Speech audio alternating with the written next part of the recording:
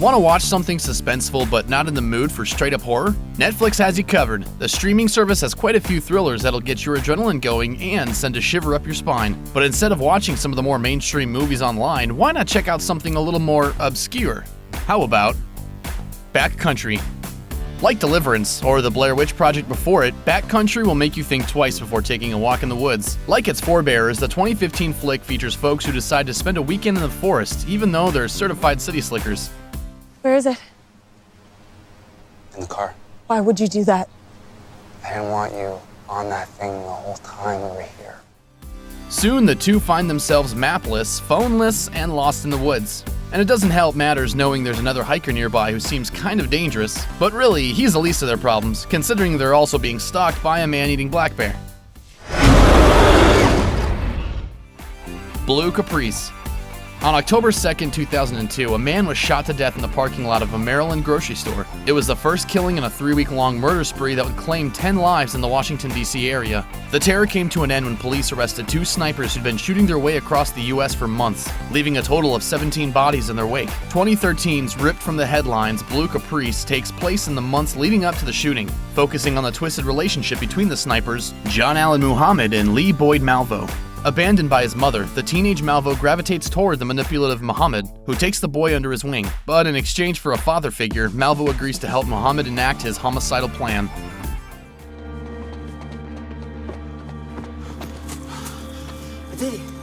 I did. Cold in July.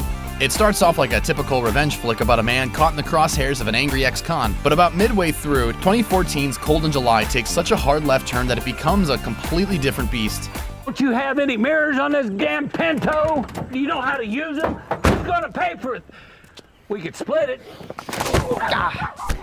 Richard Dane, played by Dexter's Michael C. Hall, is in a tricky situation after accidentally killing a burglar who's broken into his home. Things get worse when he discovers that the crook's dad is one bad dude. At first, Cold in July plays like a cat and mouse game between the two, but our hero soon realizes there's a conspiracy afoot and he's only a pawn in a much larger scheme. The Double. If you're a fan of Jesse Eisenberg, well, 2013's The Double is definitely the movie for you. It's got 2 Eisenbergs for the price of 1. Based on the novella by Dostoevsky, The Double follows a young office worker named Simon James, a guy beaten down by the system. He's nervous, shy, and ignored by everyone, including Hannah, the girl of his dreams. Hannah, the creepy guy's here again. Yeah. Hi, creepy guy. His life gets turned upside down when a man named James Simon becomes his coworker. James is Simon's exact opposite in almost every way. Simon is introverted while James is outgoing. Simon is full of self-doubt, whereas James is confidence personified. Of course, the two men do share one eerie similarity. They look exactly alike, a fact that no one else seems to notice. Unfortunately, the creepy resemblance allows James to completely invade Simon's life. But everybody's got a breaking point, and Simon eventually decides it's time to stand his ground, whatever the consequences.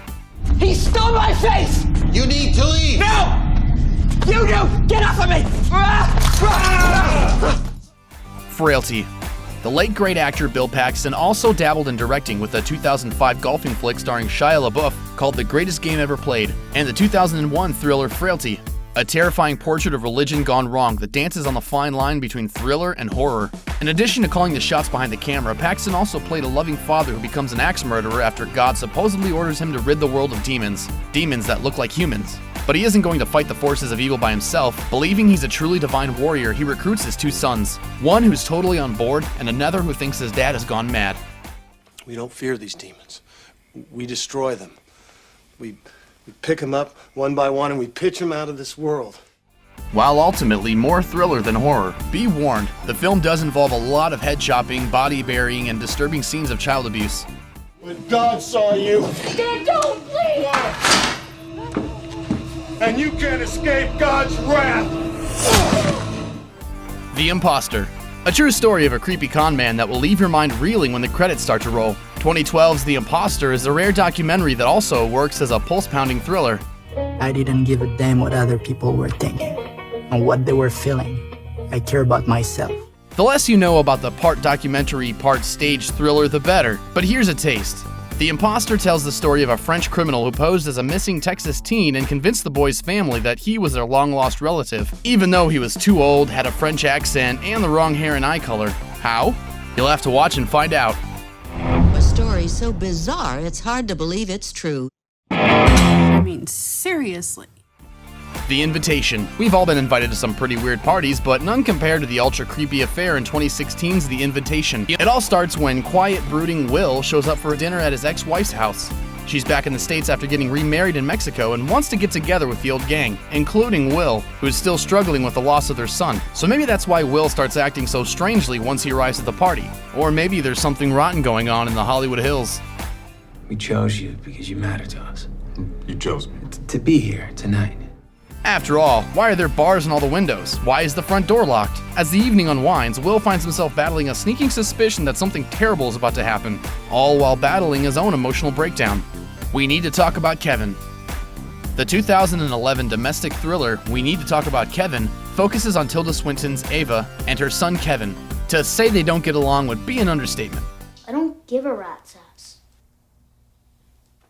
Kevin is an absolute monster, a budding psychopath who charms the world into thinking he's a normal kid. But when he's alone with his mom, that's when we see the teen's true sadistic side, a darkness that's been growing ever since Kevin was an infant.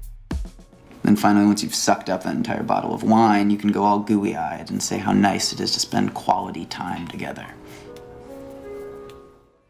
His downward spiral divides Ava and her husband as it becomes increasingly clear what Kevin is truly capable of. There is no point. That's the point. Thanks for watching. Click the looper icon to subscribe to our YouTube channel. Plus, check out all this cool stuff we know you'll love too.